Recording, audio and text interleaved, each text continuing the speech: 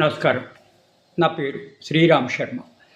హైదరా మొత్తం 840 ఎకరాల గవర్నమెంట్ ల్యాండ్ని ఎవరూ కబ్జా చేయకుండా ఫెన్సింగ్ వేయడం జరిగింది. ఈ ల్యాండ్ అంతా ఒకే చోట కాకుండా రంగారెడ్డి జిల్లాలో వేరే వేరే ప్రాంతాల్లో ఉంది. మొత్తం ఈ ల్యాండ్ చుట్టూ ఫెన్సింగ్ వేసింది హైడ్రా.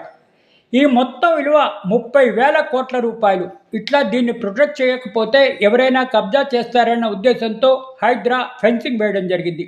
హైడ్రా అంటే Hyderabad disaster response statutory body.